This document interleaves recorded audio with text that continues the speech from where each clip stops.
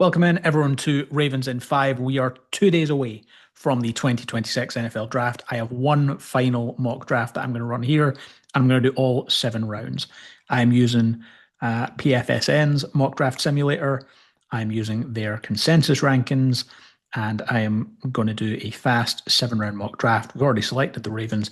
Let's jump straight into it and let's see who is on the board when the Ravens come on the clock with the 14th overall selection. I'm not going to do trade downs. I'm just going to fully look at who is available here. I think at this point, the way this board is broken down, the top 2 wide receivers aren't there. In fact, I think the top 3 wide receivers are off the board at this point. Ruben Bain hasn't fallen. You've got Spencer Fano, you've got Kenyon Sadiq, you've got Vega Ione. I think the Ravens, I personally would go Spencer Fano. I think the Ravens go Vega Ione. So let's get him off the board. Let's give the Ravens an elite pass blocker on the offensive interior. This has, I think, fallen pretty perfectly for the Ravens in the second round of this draft. TJ Parker, edge defender from Clemson. He's long. He sets the edge.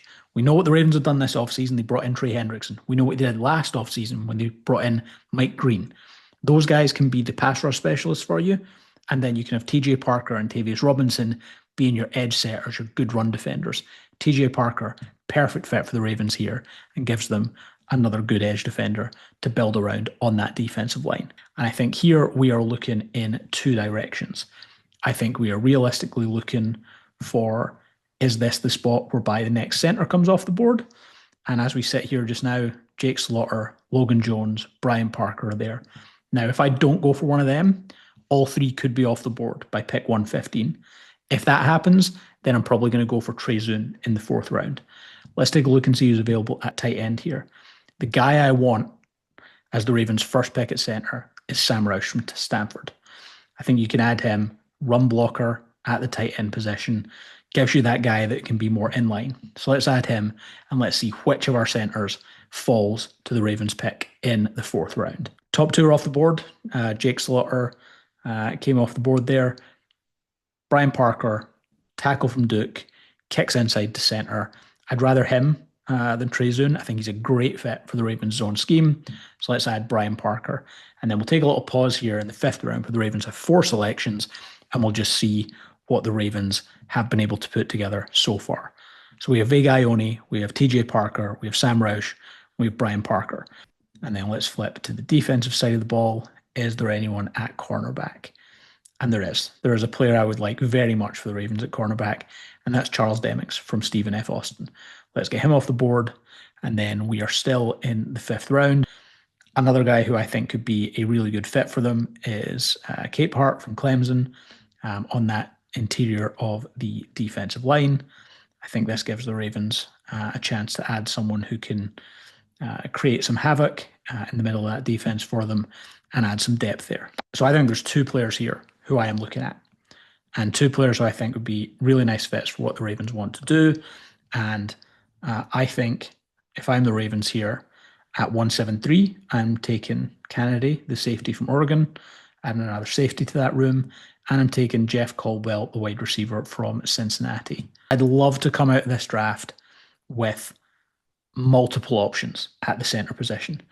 Pat Coogan from Indiana, I think is perfectly fine to take as another contender. Now, is he part of a competition with Brian Parker? Yeah, probably. I think you probably have Danny Pinter, you have Pat Coogan, and you have Brian Parker all compete for that starting center job.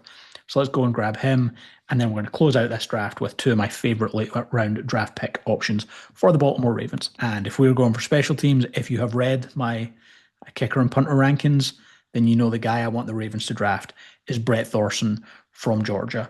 Australian guy, came to football late, monster leg, would have had a top 5 hang time in the NFL in terms of average last season. I'm going to close this out with the second tight end. This is a guy that James Ogden put me onto, Carson Ryan. If the Ravens draft Sam Roush in the 3rd round and come back with Carson Ryan in the 7th round, they get 2 players who I think can play that inline tight end role and then allow Mark Andrews to still be that move tight end. We get Vega Ione in the 1st round. We get that elite pass blocker the same week that the Bengals add Dexter Lawrence to boost their pass rush on the interior. We then come back and we get TJ Parker in the 2nd round edge. Long guy who can set the edge, do the stuff you want in run defense. That's going to wrap it up for mock drafts, not just for today, but for this entire offseason. I will be back, of course, with mock drafts when we get closer to next year's draft. But after this, the channel is going to become more focused on recapping the players the Ravens did draft, looking ahead to the season ahead. I hope everyone enjoys the draft.